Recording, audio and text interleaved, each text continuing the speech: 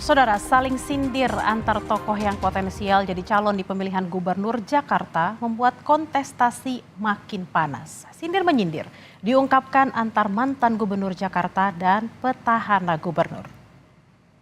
Ada kegiatan untuk masyarakat, saya yang berhentikan tidak ada. Semua saya jalankan, namun saya rapikan sesuai dengan aturan yang ada. KJP kita rapikan aturan yang ada. Saya kan nggak motong KJP. Masa ada siswa yang kaya mendapat KJP? Kan enggak juga, ada BPK, ada BPKB. Semua saya rapikan sesuai dengan rule yang ada. Ya, jelas ya, jelasin seperti itu. Silakan untuk berlaga di pilkada, tapi jangan mengkambing hitamkan saya. Heru Budi Hartono, penjabat Gubernur Jakarta, meluapkan respons dari sindiran Anies Baswedan, mantan Gubernur DKI Jakarta. Sebelumnya Anies Gubernur DKI Jakarta 2017-2022 melontarkan sindiran ke sang penjabat gubernur. Anies kini dalam kontestasi menuju Palagan pemilihan Gubernur Jakarta 2024. Kita ingin suasana itu kembali. Kita ingin suasana pemerintah provinsi yang penuh kasih sayang pada warganya.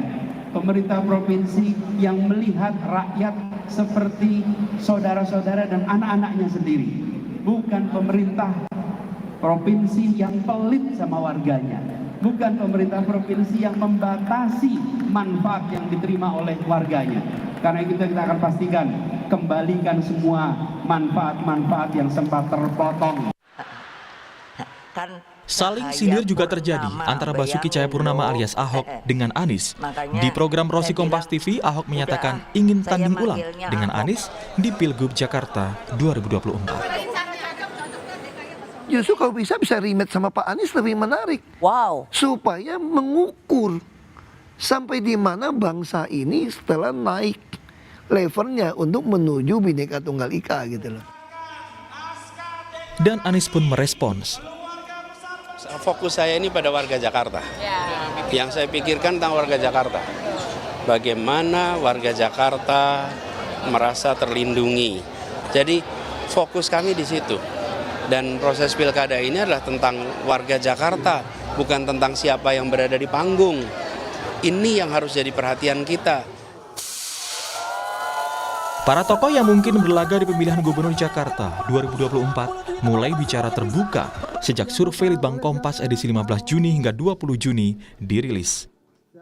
Di survei Litbang Kompas 15 Juni hingga 20 Juni, elektabilitas Anies 29,8%, Ahok 20%, Ridwan Kamil 8%, dan 30% masih belum menentukan pilihan. Di antara ketiganya, hanya Anies yang kemungkinan segera memenuhi syarat jadi bakal calon gubernur. Anies sudah punya rekomendasi Partai Kebangkitan Bangsa dan Partai Keadilan Sejahtera yang sudah melebihi syarat minimal kursi partai pengusung. Sementara baik Ahok maupun Ridwan Kamil masih harus menunggu keputusan partai masing-masing. PDIP masih menimbang mencalonkan Ahok, salah satunya karena tidak bisa sendirian mengusung calon di Pilgub Jakarta. Jakarta kita cermati masih sangat dinamis. Justru berbagai wacana yang muncul saat ini, baik itu terkait dengan Pak Ahok, terkait dengan Pak Anies, termasuk kombinasi keduanya atau kemungkinan rivalitas di antara keduanya, PD Perjuangan terus membuka suatu ruang bagi hadirnya calon-calon pemimpin tersebut yang kemudian nanti kita akan cermati berdasarkan suara arus bawah partai. Tetapi PD Perjuangan tidak akan mengambil keputusan yang tidak senafas dengan arus bawah partai, arus bawah rakyat. Sementara Ridwan Kamil, Gubernur Jawa Barat 2018-2023, patuh pada keinginan Partai Golkar. Namanya elektabilitas itu naik turun, bisa kasih tahu ya. Dulu waktu wali kota Bandung, H-2 bulan saya cuma 6%. Pas hari hanya berapa? 45%. Jadi nggak bisa mengukur takdir dengan survei hari ini. Hari ini tinggi belum tentu menang, hari ini rendah belum tentu juga kalah kan begitu. Meski disurvei, Juni RK tertinggal jauh dari dua calon rivalnya, kans RK tetap besar.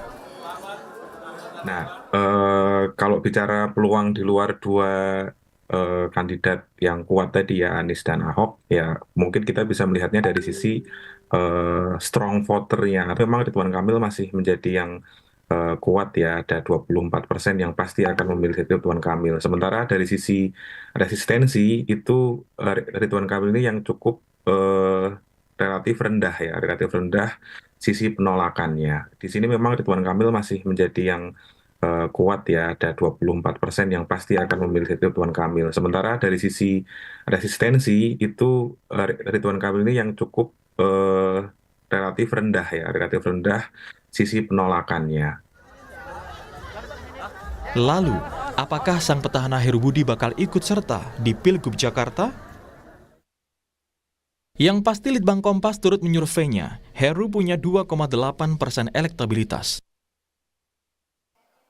Tetapi, meski ada 9 nama di deretan survei Litbang Kompas, 3 nama yakni Anies, Ahok, dan RK diperkirakan tetap ada di atas karena sudah dikenal baik kinerjanya saat menjabat gubernur hingga akhir masa jabatan 1 periode.